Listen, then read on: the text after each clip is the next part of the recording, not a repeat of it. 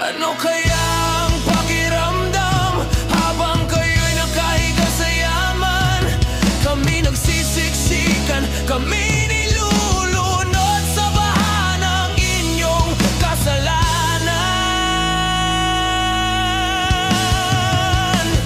Kami nagbabayad ng buwis, pinaghirapan dugot, pawis. Ngunit bakit ninanakaw lang? Mahiya naman kayo! Mahiya naman kayo!